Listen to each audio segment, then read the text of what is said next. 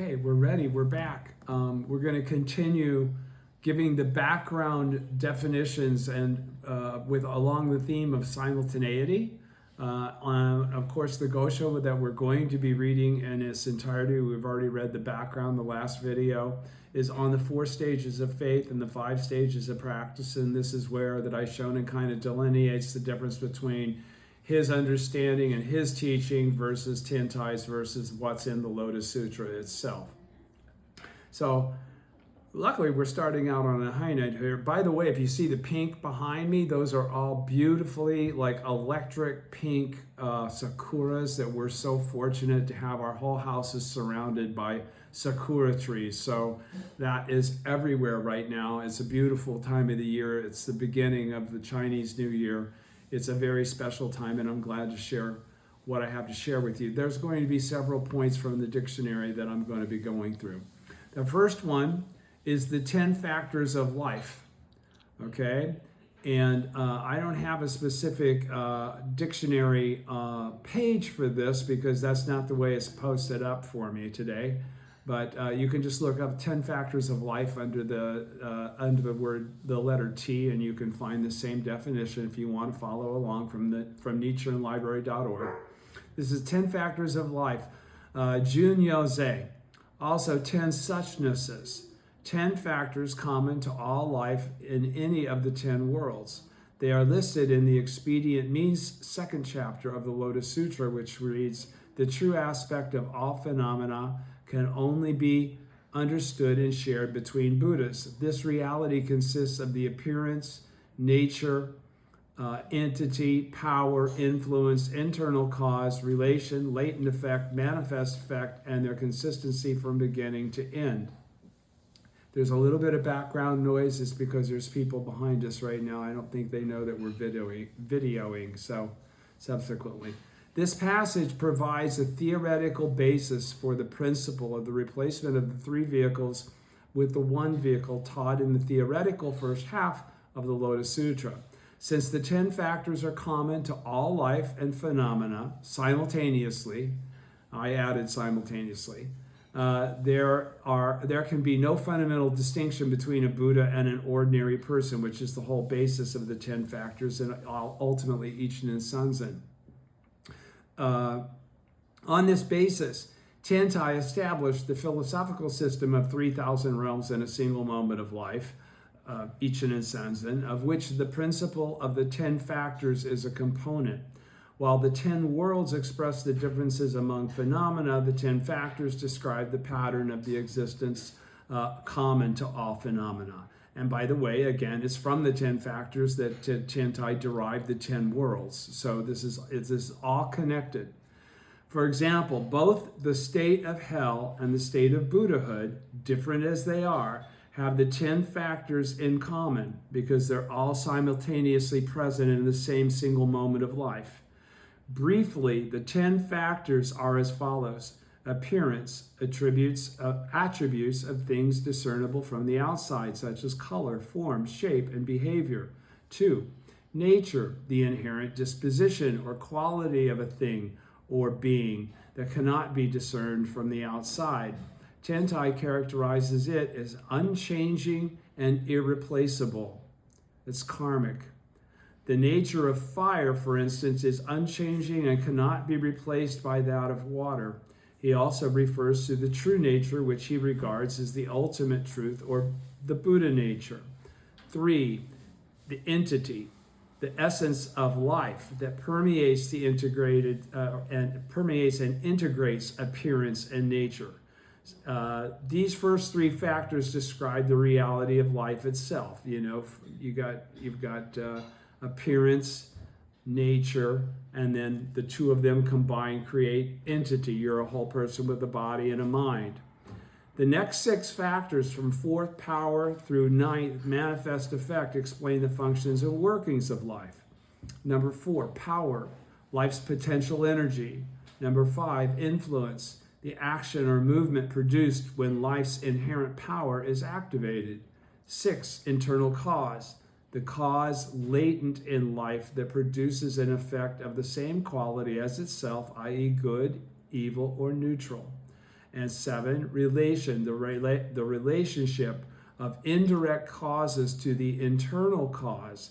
Indirect causes are various conditions, both internal and external, that help the internal cause produce an effect. This is all about, that's why this is how this function is what's involved in us changing karma, something that already exists as a fixed circumstance, and then modifying it in that single moment of life based on your condition of life in that single moment of life. 8, latent effect, the effect produced in life when an internal cause is activated through its relationship with various conditions. 9, manifest effect, the tangible perceivable result that emerges in time as an expression of a latent effect and therefore of an internal cause. Again, through its relationship with various conditions. Because moment by moment our karma is being expressed, and moment by moment our karma is changing. 10, let me go back to 9. 9, manifest effect, the tangible, perceptible result that emerges in time as an expression of a latent effect, and therefore of the internal cause, again through its relationship with various conditions. Myolo, that's where I got stopped.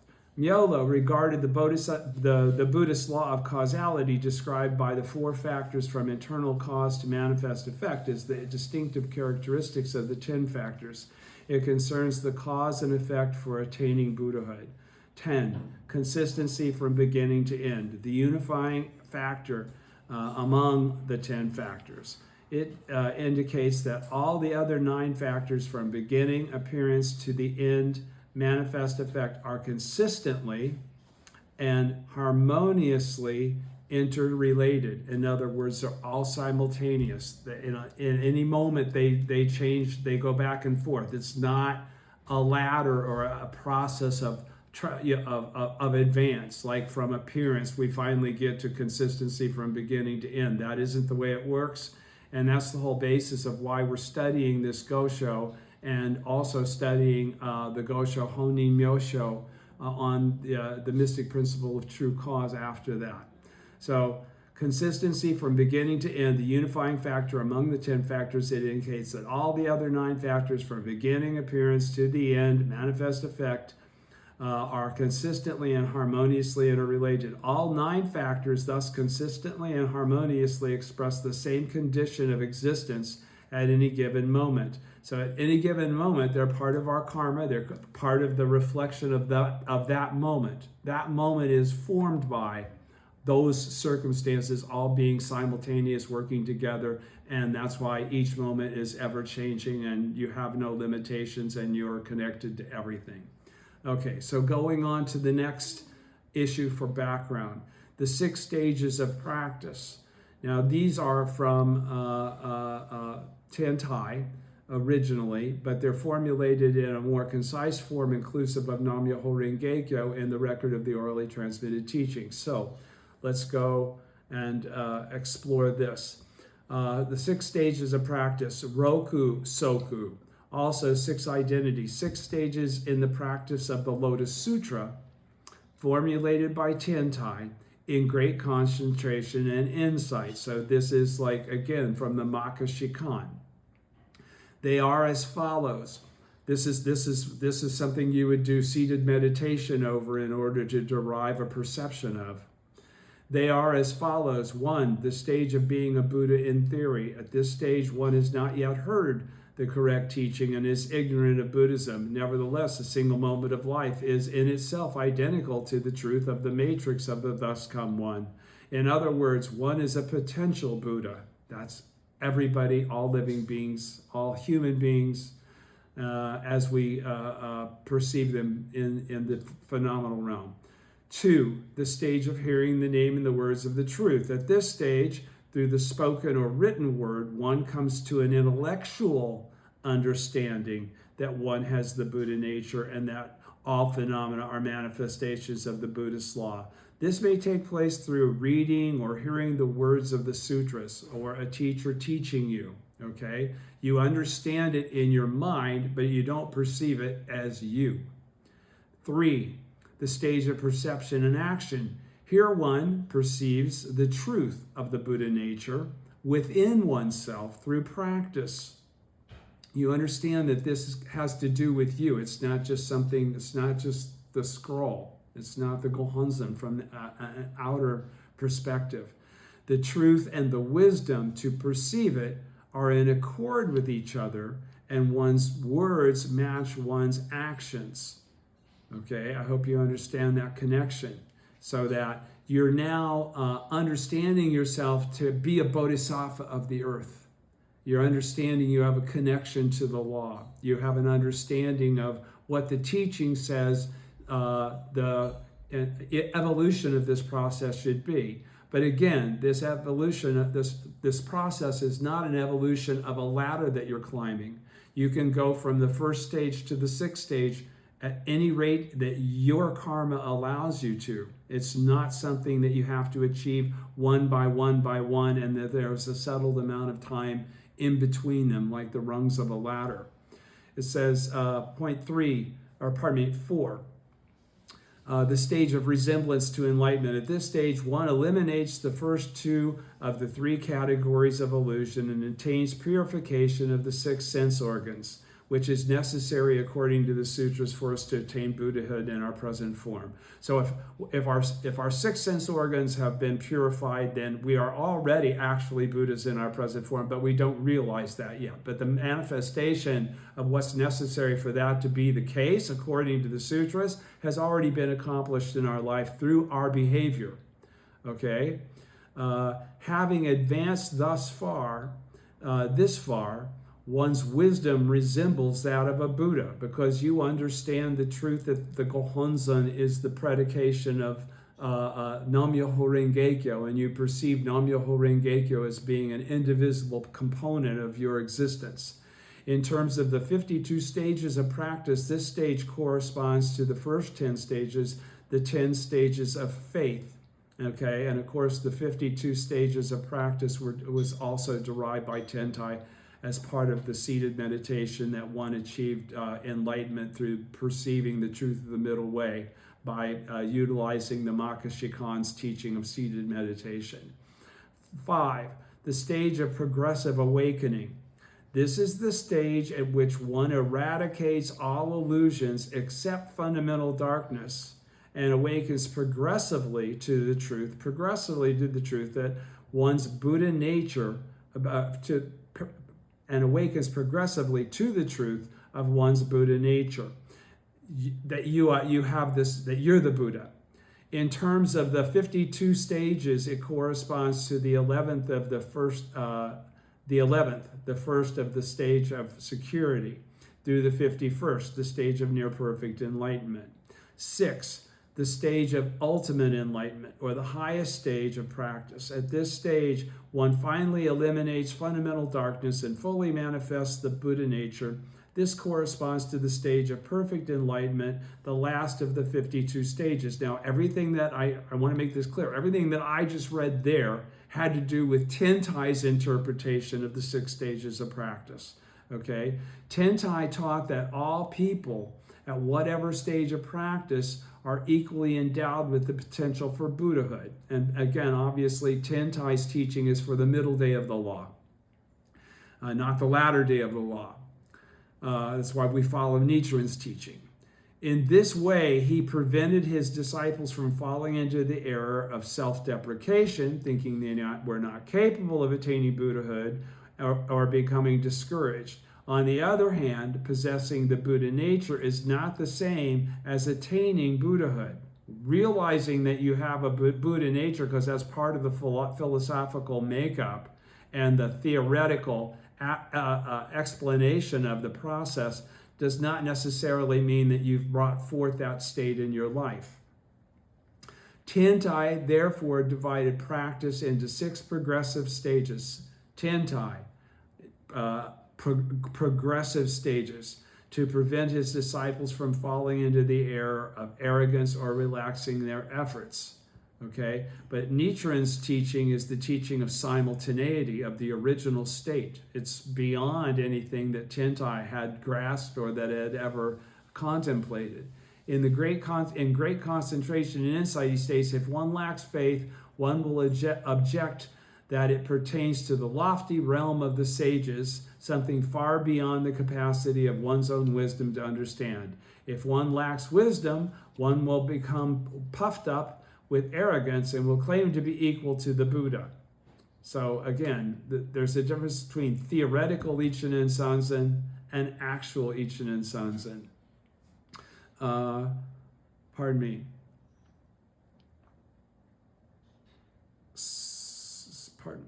The record of the orally transmitted teachings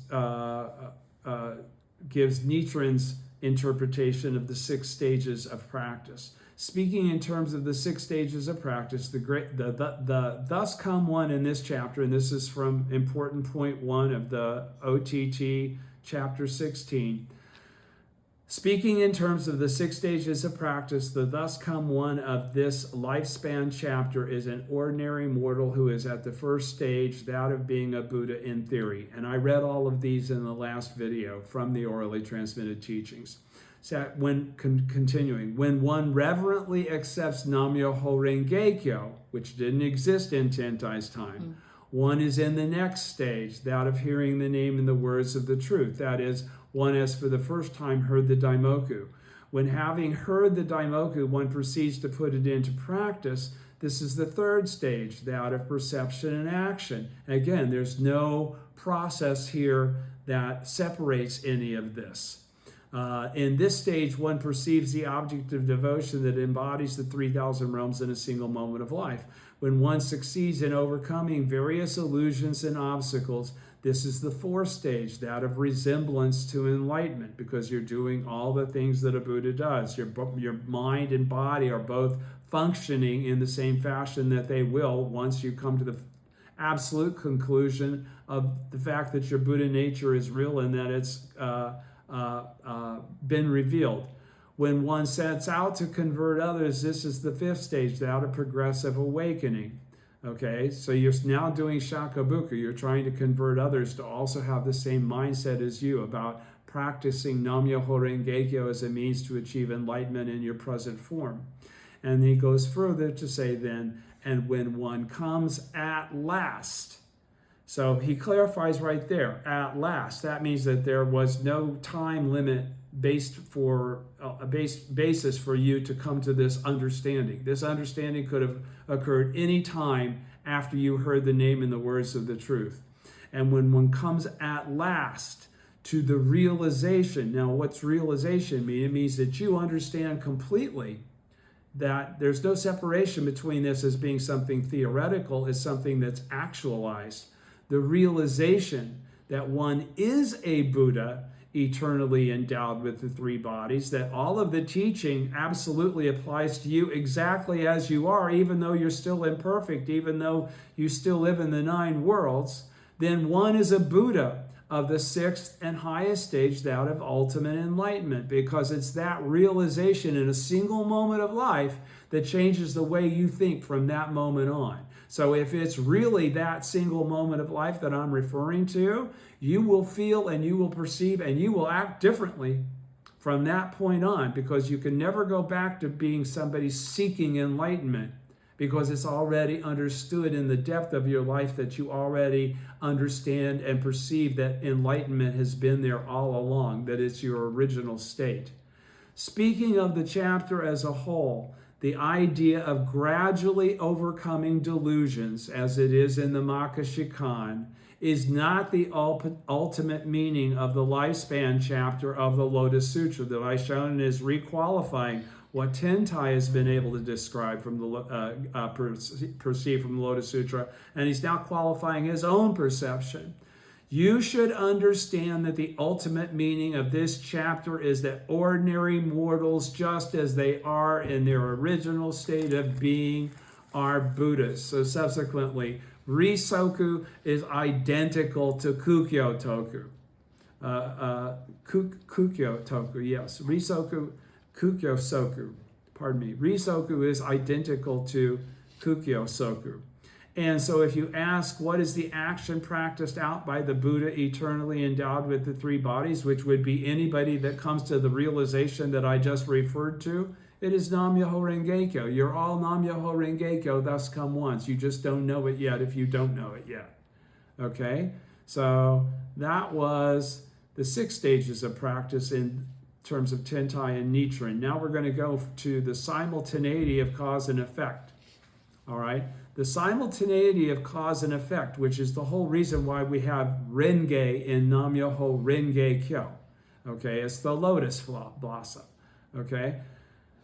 It's Inga Guji, the principle that both cause and effect exist together simultaneously in a moment of life. Now that's the whole predication on the mystic principle of true cause. Because even though there's a mystic principle of true effect, the mystic principle of true effect is already present, ever present within true cause. All right? So let me say that again. The principle that both the true cause and effect exist together simultaneously in a single moment of life. It contrasts with the concept of non-simultaneity of cause and effect, or cause and effect as they appear in the phenomenal world, where there inevitably seems to be a time gap between an action and its result. And it's this perception of Nichiren's that destroys the ladder that you've been trying to climb up to get to the top to Buddhism. You're already the Buddha exactly as you are. I don't have to discern who you are or what you've done or what you know. According to the Daishonin's teaching, Nam Myoho Renge Kyo is still the very essence of your life, and therefore, once you hear it and have become re-engaged with that original state, you're already a Buddha, because you're just in a process of going along the stages that get you to the point that you can perceive and act upon that realization as a fundamental element of your existence. From the viewpoint that all phenomena exist in a single moment of life, all phenomena, that's a lot of simultaneity there. Okay, in a single moment of life, all phenomena exist. That's why there's nothing that you're separate from. That's why you can chant Daimoku about anything, and it's not out of your reach or outside of your sphere of influence. All right? Okay, so pardon me, let me go back. It contrasts with the concept of non-simultaneity of cause and effect, or cause and effect as they appear in the phenomenal world, where there inevitably seems to be a time gap between action and result. From the viewpoint that all phenomena exist in a single moment of life, there is no time gap between cause and effect. In other words, cause and effect are simultaneous. Renge. 2. Okay, cause and effect. Cause the 9 worlds and effect Buddhahood. Simultaneously exist in one's own life. That's the 10 worlds inside the 10 worlds. That's the 100 worlds of Ichinen and Sanzen, right? In this sense, the simultaneity of cause and effect is revealed in the mutual possession of the 10 worlds and the 3,000 realms in a single moment of life. Nichiren's work, The Entity of the Mystic Law, discusses the simultaneity of cause and effect as an attribute of the mystic law. It states, he, the Buddha, perceives that there is this wonderful single law, Myoho, that simultaneously possesses both cause and effect, Renge, and he named it Myoho Renge. And if you think about when we chant, where Nam means to return or be devoted to, Myoho Renge, the mystic, unchanging principle, law, of cause, the simultaneity of cause and effect, Renge. So this single law that is Myoho Renge encompasses, and the teaching of it is Kyo, okay? So this single law that is Myoho Renge encompasses within it all the phenomena comprising the 10 worlds and the 3,000 realms, and is lacking in none of them. So there's absolute simultaneity going on, even though you don't perceive it as such, 100% of the time in each life moment. Anyone who practices this law will obtain both the cause and effect of Buddhahood simultaneously, because everything is simultaneous. Because the law of Myoho Renge encompasses all phenomena comprising the 10 worlds, it simultaneously possesses both the cause, or the 9 worlds characterized by delusion and the phenomenal realm that we live in, and the effect, the world of Buddhahood, the unification of one's self and one's perception with the entire Dharma realm.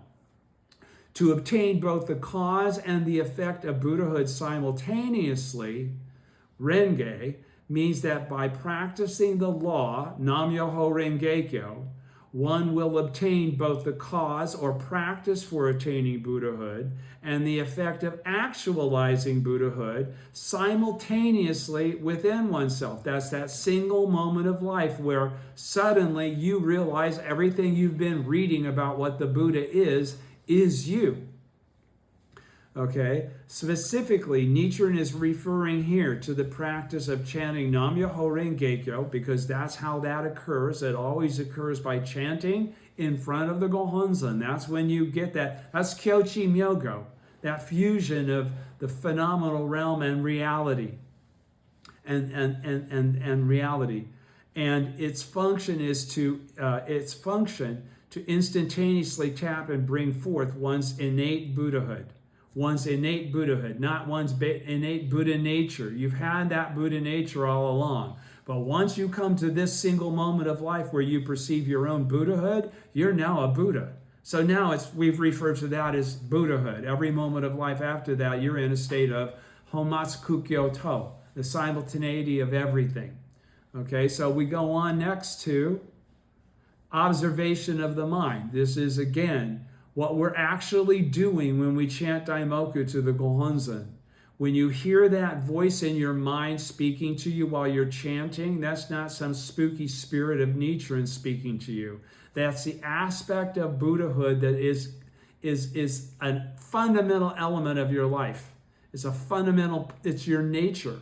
Okay, it's your original state of existence. So when you hear yourself speaking in your mind while you're chanting, it's you that's talking. It's not something outside of you. Okay, it's something that already exists within your life. All right, so observation of the mind. This comes from contemplation. So you should be contemplating your existence while you chant Daimoku to the Gohonzon. It's called kanjin.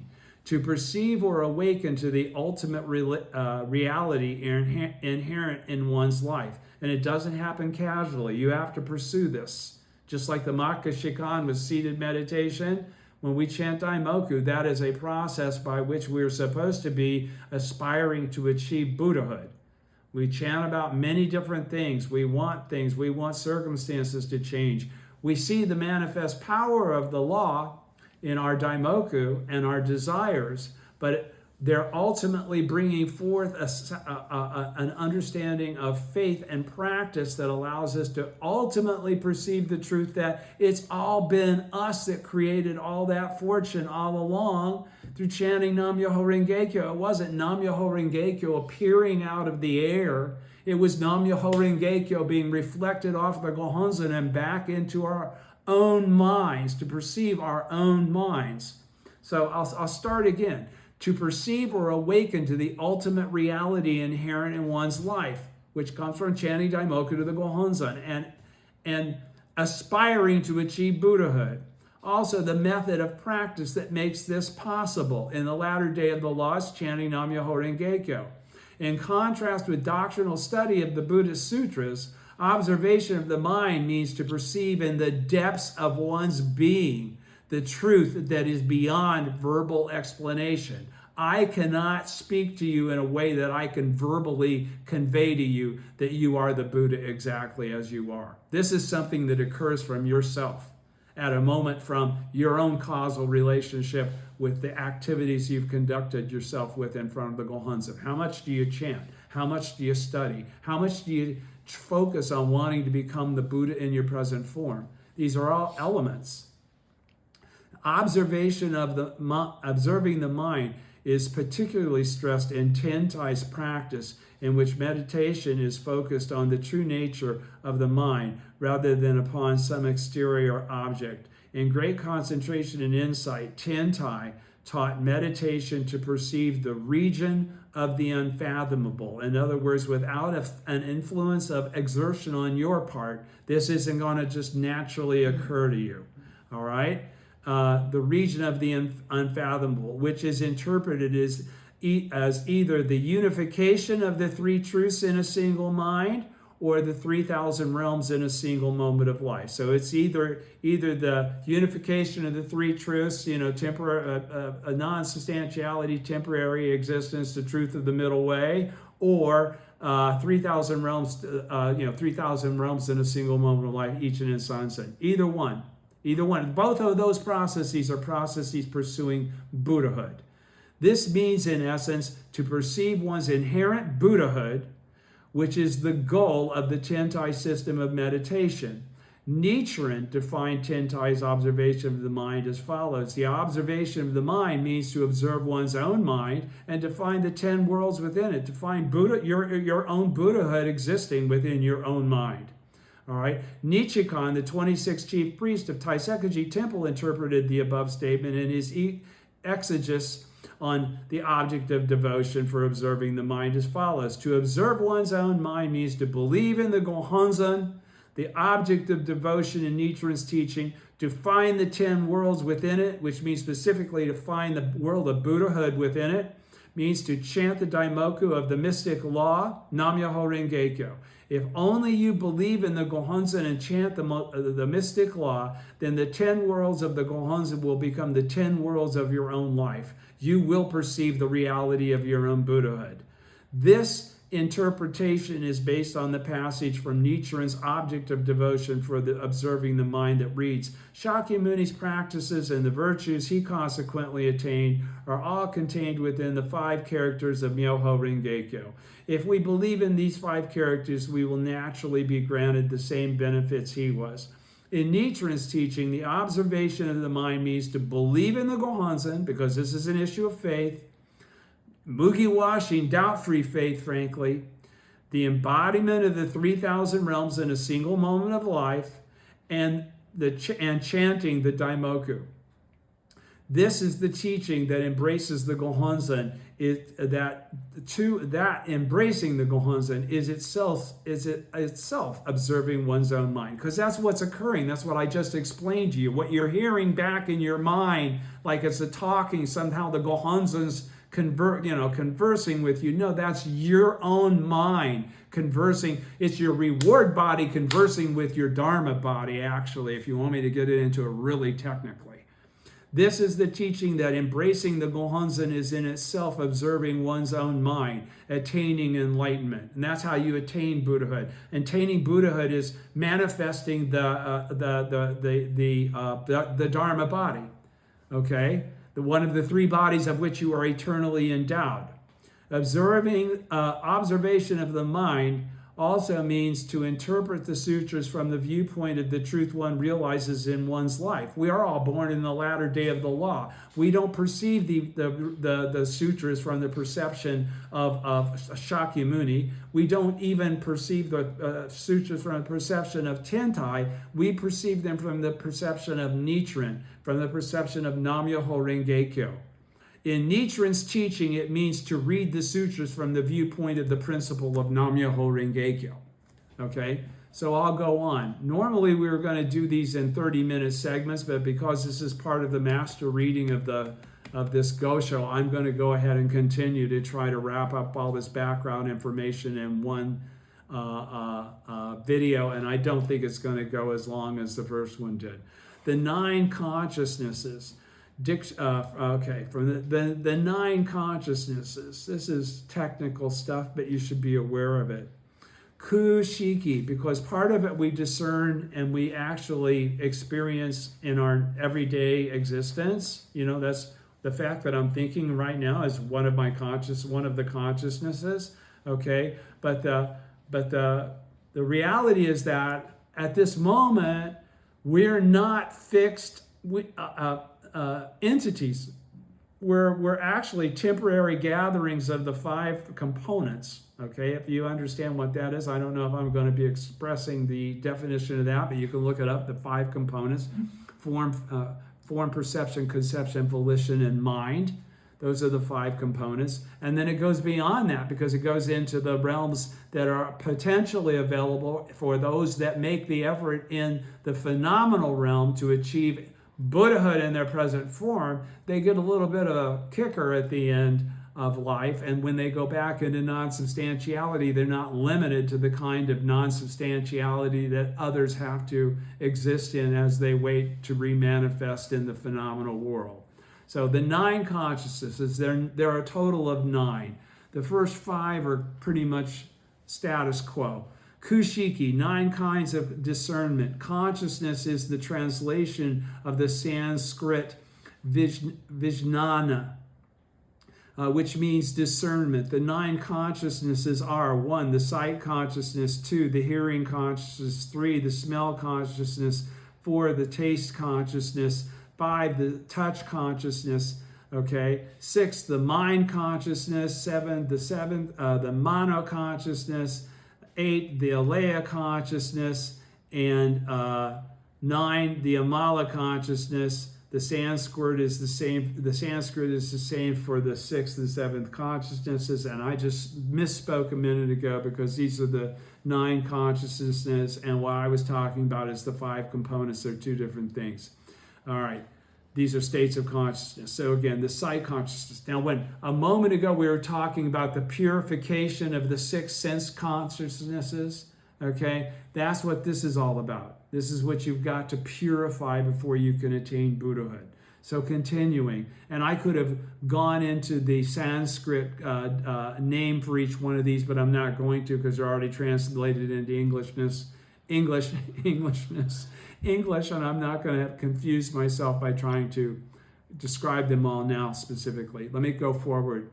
The first 5 consciousnesses correspond to the 5 senses of sight, hearing, smell, taste, and touch. That's why the Daishonin is always talking about the 7 holes in your head: your ears, your eyes, your nostril, and your mouth. Okay, and I shouldn't rub my chin. So the 6th consciousness integrates perceptions of the world. Okay, in contrast with the first 6 consciousnesses, which deal with the external world, the 7th, or mono-consciousness, corresponds to the inner spiritual world. Awareness of and attachment to the self are said to originate from the mono-consciousness, as does the ability to distinguish between good and evil. But again, that mono-consciousness is an incorrect perception of self because it sees oneself as something that's permanent, like reincarnation. Like, Tom's going to go have another lifetime as Tom, but he'll just be changed in the regard to the karma that he expressed. No, we transmigrate.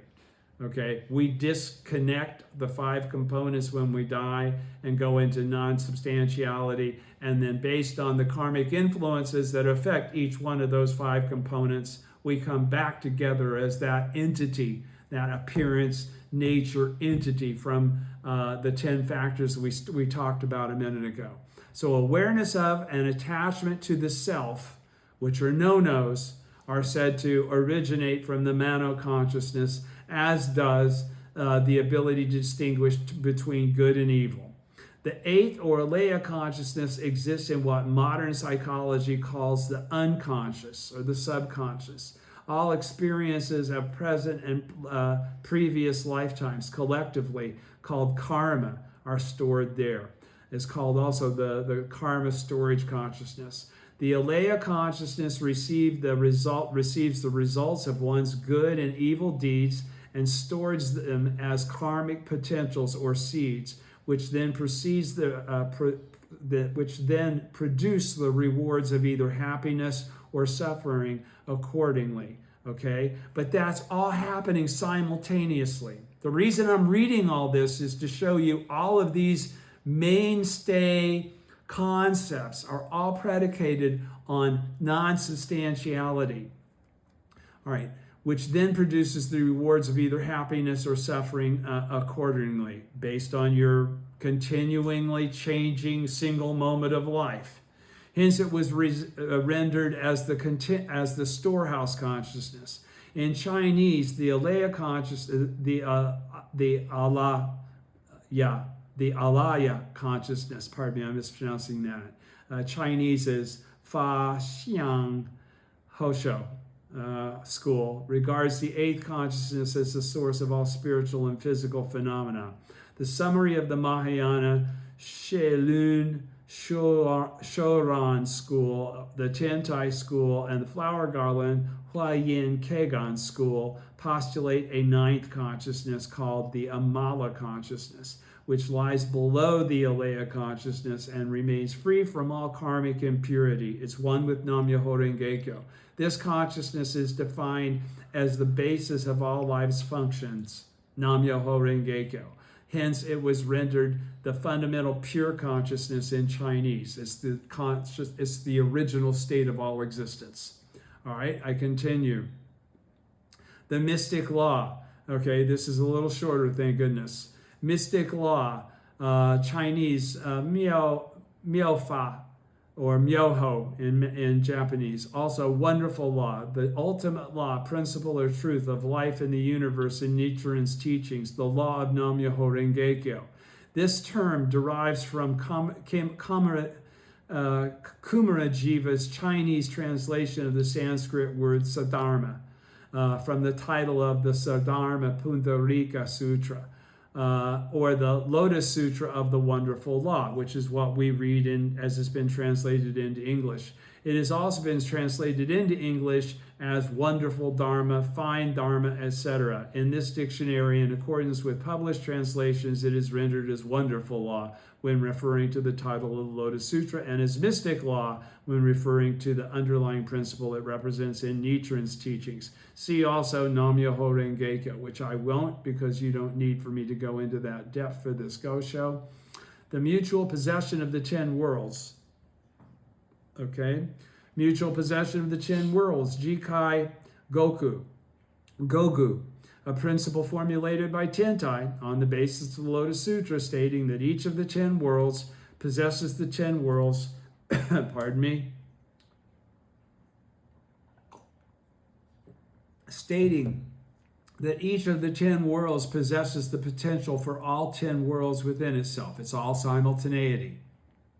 One of the component principles of Tiantai's doctrine of 3,000 realms in a single moment of life, which Nichiren declared as theoretical Ichinen Sanzen. Mutual possession means that life is not fixed in one or another of the 10 worlds, because they're all simultaneous, but can manifest any of the 10 from hell to the state of Buddhahood at any given moment, because they're all simultaneous. While one of the 10 is manifest, the other 9 remain latent in the state of